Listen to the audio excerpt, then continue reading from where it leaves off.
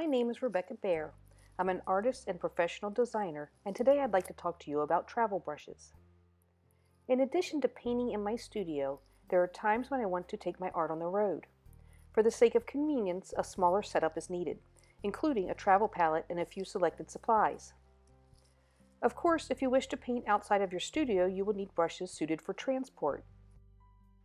It is unwise to scrimp in this area, so let's consider our options. Most short-handled brushes are too long to fit inside a pocket palette. You can custom fit a wooden-handled brush by cutting off and sealing the end. This makes an awkwardly short handle and is not ideal.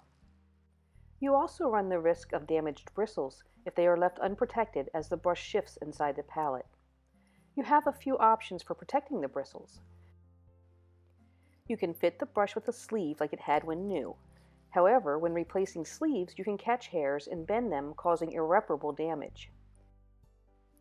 You can secure brushes to a longer dowel that keeps the brush from shifting to and fro inside the box, but it won't prevent side-to-side movement.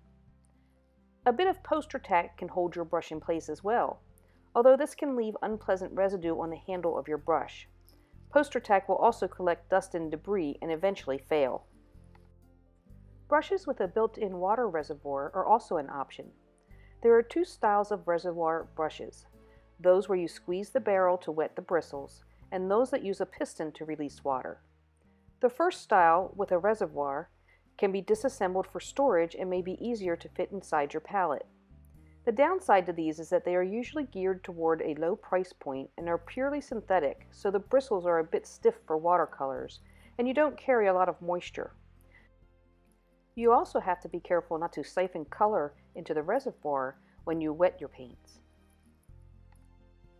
The piston style are not ideal since they have a continuous flow of water and must be emptied for travel. The bristles are also not well suited for watercolor painting. This brings us to our final and best option, professional artist quality brushes designed for travel.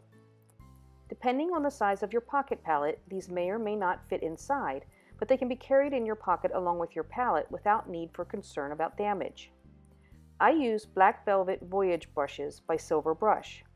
These brushes reverse so that the head slips into the metal handle for protection. They are the ideal choice for travel as they eliminate all of the issues presented by the alternatives.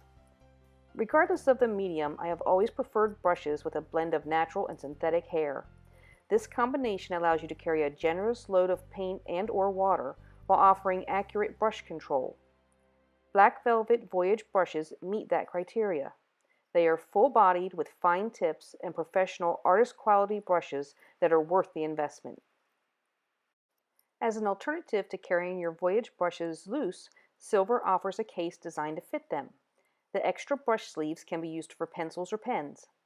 The case shown also has a zippered pouch on the opposite side where you can stash some of your other travel painting supplies.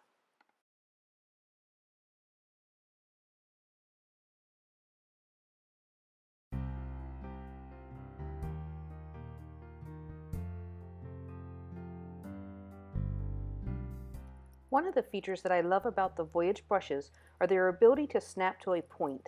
That means that I can paint fine, delicate lines regardless of which brush size I am using. To create broader strokes, I simply apply a little pressure to the brush. A perfect example to demonstrate this is a feather. I created two quick examples. The first one is built by layering many fine lines for a detailed result. I'm using the size 4, but since I'm using the tip of the brush, any of the 4 sizes would work equally as well.